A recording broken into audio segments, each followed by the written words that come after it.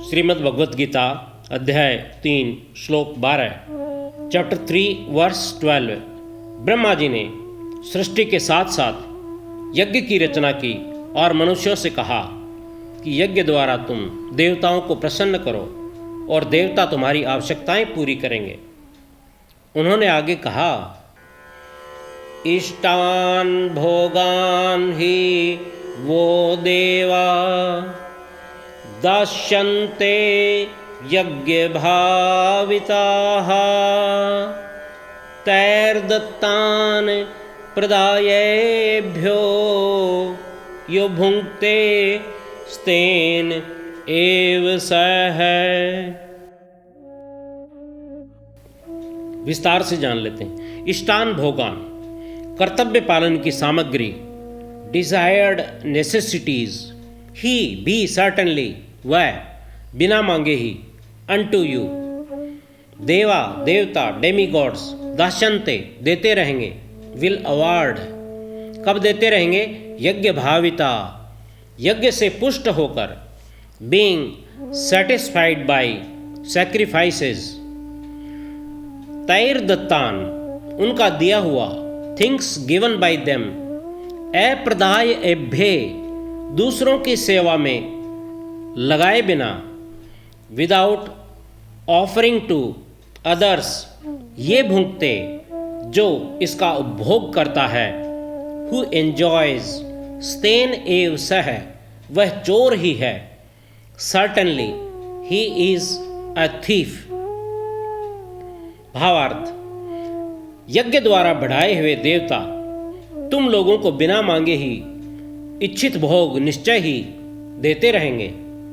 इस प्रकार उन देवताओं द्वारा दिए हुए भोगों को जो पुरुष बिना दिए स्वयं भोगता है वह चोर ही है। English, the gods satisfied by sacrifice will Bairstow all hearts yearning. Thieves are they who take their gifts, giving them in return nothing. यह शरीर माता पिता से मिला है और इसका पालन पोषण भी उन्हीं के द्वारा हुआ है। विद्या गुरुजनों से मिली है।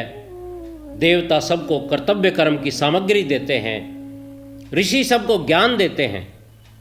पितर मनुष्य के सुख सुविधा के उपाय बताते हैं।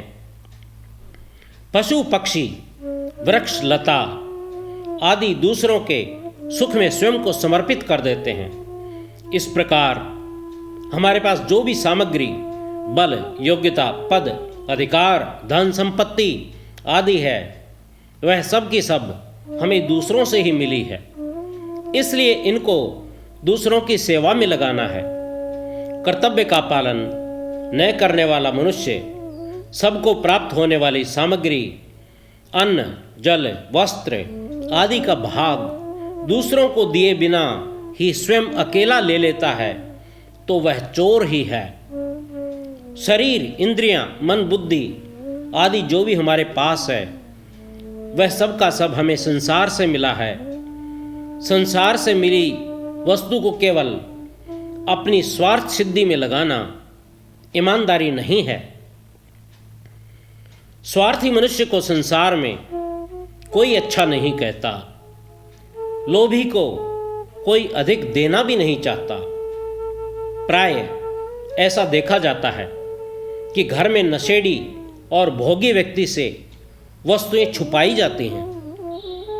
जब हम अपनी समझ, समय, सामर्थ्य और सामग्री को दूसरों की सेवा में लगाते हैं तो हमें मान बढ़ाई, आदर सत्कार न चाहने पर भी प्राप्त होने लगते हैं। परंतु कर्मयोगी में मान बढ़ाई आदि की इच्छा नहीं होती, क्योंकि इच्छा और सुख भोग बंधन कारक होते हैं। घर में माता पिता, भाई बहन, स्त्री पुत्र आदि जितने व्यक्ति हैं सभी को एक दूसरे के हित की बात सोचनी चाहिए।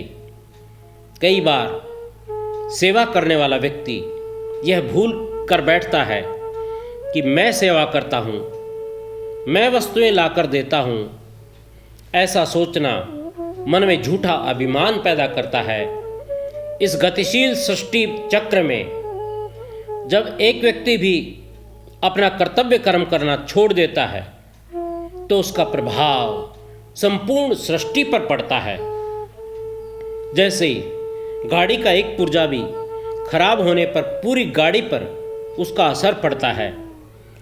शरीर का एक अंग भी पीड़ित या बीमार होने पर पूरा शरीर ही अस्वस्थ अनुभव करता है।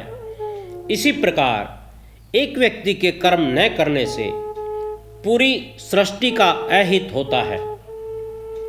जब तक भोग इच्छा रहती है तभी तक जीने की इच्छा और मरने का भय रहता है। कर्मयोगी में भोग इच्छा नहीं रहती, क्योंकि उसके संपूर्ण कर्म अपने लिए न होकर दूसरों के लिए ही होते हैं।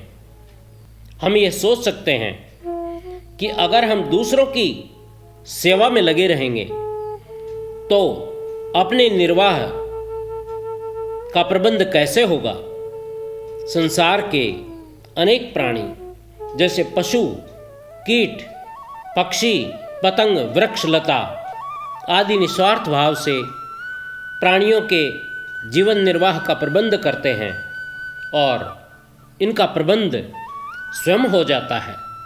इसलिए मनुष्य को अपनी चिंता करने की आवश्यकता नहीं है।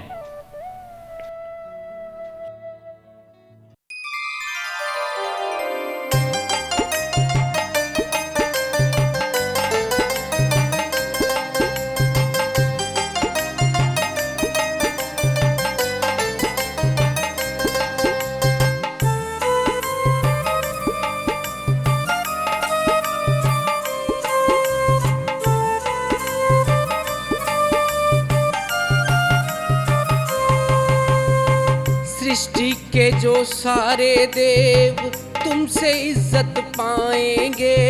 सृष्टि के जो सारे देव तुमसे इज्जत पाएंगे। सबको देकर इष्ट वस्तु खुशहाली लौटाएंगे। सबको देकर इष्ट वस्तु खुशहाली लौटाएंगे। लेन देन का फिर चलन दुनिया को सिखाएंगे। लेन देन का फिर चलन दुनिया को सिखाएंगे।